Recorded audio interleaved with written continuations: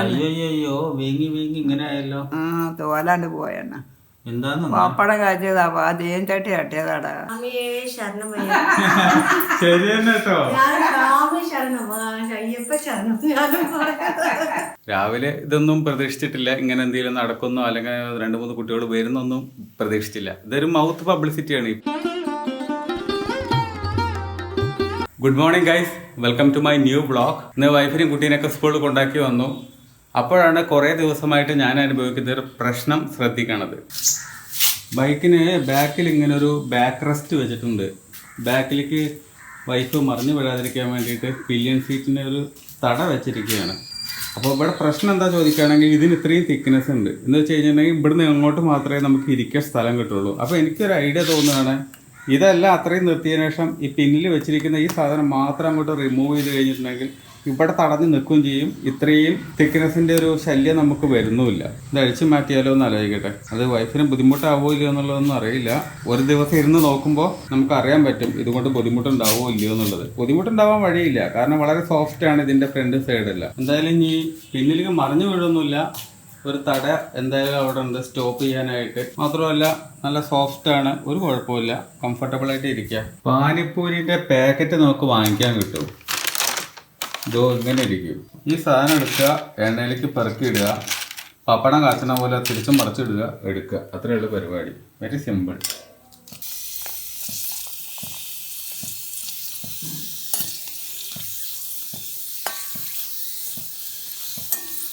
നമ്മുടെ പാനിപ്പൂരി റെഡിയായി.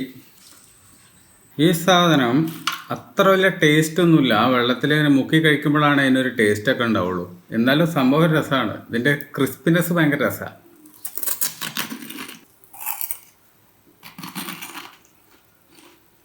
വായക്കകത്ത് ഒരു ബോംബ് പൊട്ടുന്ന ഫീലാണ്. രസമാണ് കേട്ടോ.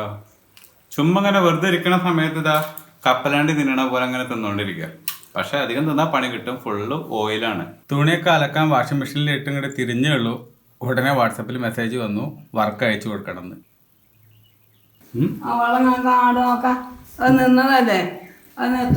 വാഷിംഗ് മെഷീനോ? അയ്യോ ഇതെന്താ ലീക്കായി? നിങ്ങൾ തുറന്നോ?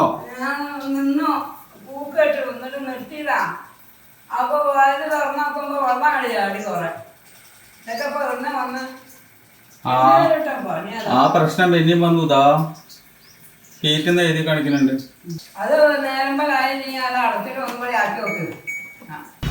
ഡ്രാക്കുള ലുക്കിൽ വന്നിരിക്കുകയാണ് മൃദുല.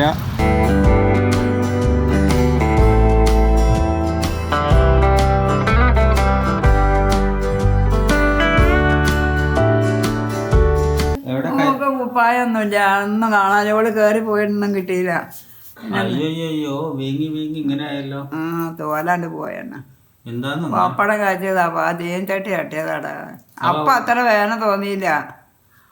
ഇപ്പൊ ഇന്നലെയാണെന്ന് ഭയങ്കര വേദന. ഇന്ന് പിന്നെയും കുറച്ച് ആക്കണ്ട്. മരുന്ന് പറ്റി ഞാൻ ഉച്ചക്ക്. ഇതൊക്കെ ഈ വരലോണ്ട് തന്നെയല്ലേ ചെയ്യണ്ടത്. എല്ലാത്തിനും അത് വേണല്ലോ. അതാണ് ഒരവസ്ഥ ആലോചിച്ചോക്കാം. ഏത് നേരവും അച്ഛനായിട്ട് കളിപ്പിക്കും, എവിടെയെങ്കിലും പോയിട്ട് ഒളിച്ചിരിക്കും. ഇതന്നെയാണ് അവന്റെ ഇടയ്ക്കിടയ്ക്കുള്ള പരിപാടി.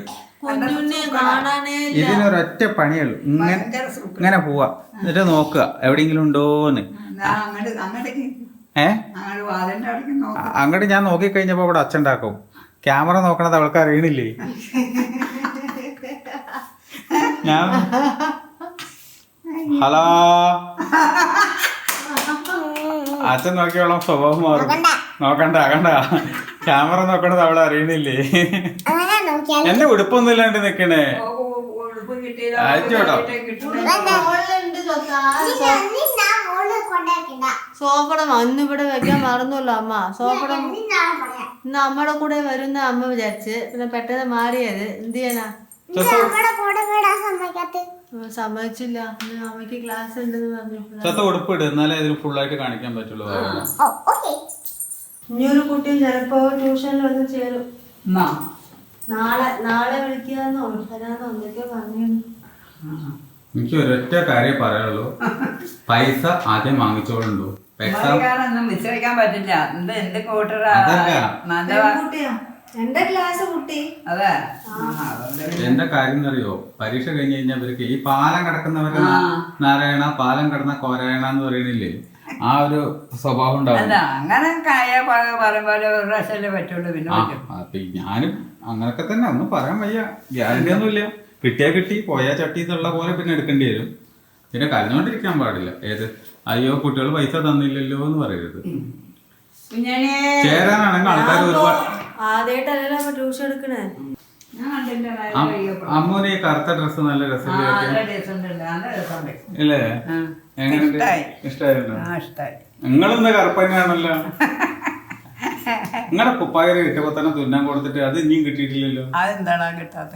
അത് പൊങ്കൽ കഴിഞ്ഞിട്ട് തരാറുള്ളതാണ്. നമുക്കൊന്ന് പോയി അന്വേഷിക്കട്ടെ എപ്പോഴെങ്കിലും. എനിക്കൊന്ന് ലീവ് കിട്ടട്ടെ. ഇയാൾക്ക് കൊറേ ശ്വാസം വിടാൻ പോലും സമയമില്ല ഈ ആഴ്ച. ഇനിയിപ്പോ പോയാ കിട്ടോ? ഇനി പോയാ കിട്ടോ? അയാളോട് പോയിട്ടോ? അങ്ങനെയാണേ എനിക്ക് ശ്വാസം വിടാൻ ഒന്ന് സമയം വേണം. ഇയാൾക്ക് പോയിട്ട് അളവൊക്കെ നോക്കണ്ടേ, നമുക്ക് ചെക്ക് ചെയ്യണ്ടേ. ശനിയാഴ്ച ആയിട്ട് പോവേ, ധൃതിയില്ലല്ലോ. നല്ല രസമുണ്ട് ഡ്രസ്. ഞാൻ രാവിലെ ഉണ്ടെന്ന് നോക്കി ഇങ്ങനെ കണ്ട്, പിന്നെ അവിടെ എത്തോളം നോക്കിയാൽ നല്ല കറുപ്പ എവിടെ എത്തുന്ന അതൊക്കെ ഇഷ്ടമായി. സ്കൂളില് പറയും സ്വാമിയെ ശരണം ശരി തന്നെ കേട്ടോ. സ്വാമി ശരണം, അയ്യപ്പ ശരണം. ഞാനും കറക്റ്റില്ലേ? കറക്റ്റ് മലക്ക് മാലട്ട പോലെ ഉണ്ട്. ഒരു മാലനെ കൂടി കുറവേ ഉള്ളൂ. ഡ്രസ്സിട്ട് വന്നാ ഇപ്പൊ നല്ല കുട്ടി. ഇല്ലെങ്കിൽ എല്ലാരും കാണില്ലേ ജോത്തനെ കുപ്പയില്ലെങ്കിൽ. അവർക്ക് ഹോംവർക്ക് ഇല്ലേ? എഴുതി കഴിഞ്ഞോ? ഹോംവർക്ക് എഴുതി കഴിഞ്ഞെന്ന്. വെള്ളിയാഴ്ച അച്ഛനും അമ്മയും വരുന്നു പറഞ്ഞിരുന്നു. മറ്റന്നാളാണോ അവിടെ? മറ്റന്നാളെ പറഞ്ഞോ? എത്രയോട് പറഞ്ഞോ? പറഞ്ഞെടുത്താ? അന്നേരം ഉണ്ടാണ്ടിരിക്കല്ലേ, മരുന്ന് നക്കിക്കൊണ്ടിരിക്കുക. നല്ല മധുരം ഉണ്ടല്ലോ. ഒരു മാസത്തിന്റെ മുകളിലായിട്ടുണ്ടാവും. അതന്നെ, ഒരു മാസത്തിന്റെ മേലെ ഉണ്ടാവും. അച്ഛനെയും കണ്ടില്ല, അമ്മേനെയും കണ്ടില്ല. അമ്മൂന് 1-2 ട്യൂഷൻ കുട്ടികളെ കൂടി കിട്ടുമെന്ന് പറഞ്ഞിട്ടുണ്ട്. അവർ ജോയിൻ ചെയ്യാന്ന് പറഞ്ഞിട്ടുണ്ട്. ഇതിപ്പോ ഈ എക്സാമിന് മുമ്പുള്ള ആ ഒരു 1 മന്ത് സ്ട്രോങ് ആയിട്ടുള്ള ഒരു ട്രെയിനിങ് അത്രേ ഉള്ളൂ. എക്സാം കഴിഞ്ഞിട്ടുണ്ടെങ്കിൽ ഇവര് അതോടുകൂടി കഴിഞ്ഞു, പിന്നെ ഡിഗ്രിക്ക് പോവായി. ഈ സാരി ഇങ്ങനെ ഇടണോ വേണ്ടേ? സ്വാമി ശരണം എന്ന് പറയണ്ടേ?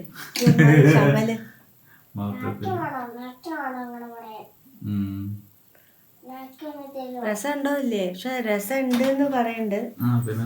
നല്ല എന്താ പറയാ, കോംപ്ലക്ഷൻ കുറച്ച് ഇതായിട്ടുണ്ടെന്നോ അങ്ങനെയൊക്കെ പറയുന്നുണ്ട്. എന്നാൽ ഈ സ്വാമി പറയുമ്പോ എനിക്കതൊരു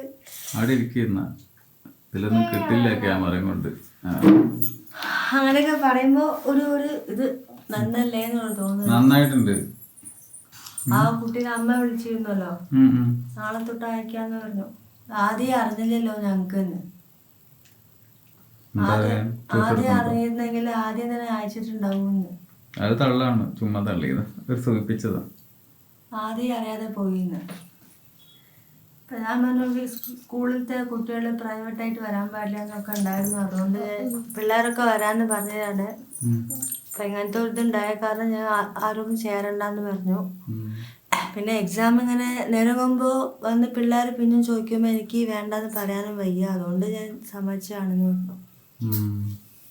നാളെ തൊട്ട് അയക്കാന്ന് പറഞ്ഞു. ആഴ്ചക്ക് 4 ദിവസം അത്ര, 3 സബ്ജക്റ്റാണെന്ന്. ബാക്കി സബ്ജക്റ്റ് വീട്ടിൽ നിന്നും പഠിക്കണമല്ലോ. ഫീസ് എന്താന്ന് ചോദിച്ചപ്പോ ഫീസൊക്കെ പറഞ്ഞു. ഇതൊക്കെ ഓക്കെ ആയി, പ്രശ്നമൊന്നുമില്ല. വൈഫിന് 1-2 കുട്ടികളെ എക്സ്ട്രാ കിട്ടാൻ പോവാണ് ട്യൂഷൻ ക്ലാസ്സിന്. അതാണ് ഇന്നത്തെ ആകെയുള്ളൊരു സന്തോഷം. രാവിലെ ഇതൊന്നും പ്രതീക്ഷിച്ചിട്ടില്ല, ഇങ്ങനെ എന്തെങ്കിലും നടക്കുന്നോ അല്ലെങ്കിൽ 2-3 കുട്ടികൾ വരുന്നൊന്നും പ്രതീക്ഷിച്ചില്ല. ഇതൊരു മൗത്ത് പബ്ലിസിറ്റിയാണ്. ഇപ്പോൾ വന്ന ആ പയ്യൻ പറഞ്ഞിട്ടുണ്ടായിരിക്കും നല്ല ക്ലാസ്സാണ്, കുഴപ്പമില്ല, നന്നായിട്ട് മനസ്സിലാവുന്നുണ്ട്. ഓൾറെഡി അവരുടെ ക്ലാസ്സിൽ, വൈഫിൻ്റെ ക്ലാസ്സിലിരിക്കുന്ന കുട്ടികൾ തന്നെയാണ്. അപ്പോൾ പിന്നെ അവർക്ക് ഓൾറെഡി അറിയാം കൊല്ലപരീക്ഷയ്ക്ക് ഇനി എന്താ 1-2 മാസം മാത്രമേ ഉള്ളൂ, 1 മാസം അത്രയേ ഉള്ളൂ വ്യത്യാസം. അപ്പോൾ എനിവേ പുതിയ കുട്ടികൾ വരട്ടെ, കുട്ടികൾ പഠിക്കട്ടെ. അപ്പോൾ ഇന്നത്തെ കുട്ടി ബ്ലോഗ് അവിടെ എൻഡ് ചെയ്യാൻ പോവാണ്. ഇന്നത്തെ ബ്ലോഗ് എല്ലാവർക്കും ഇഷ്ടമായിട്ടുണ്ടാവും എന്ന് വിചാരിക്കുന്നു. ഇഷ്ടമായിട്ടുണ്ടെങ്കിൽ ലൈക്ക് ചെയ്യുക, സബ്സ്ക്രൈബ് ചെയ്യുക. മറ്റൊരു ബ്ലോഗിൽ നമുക്ക് വീണ്ടും കാണാം. ബായ്.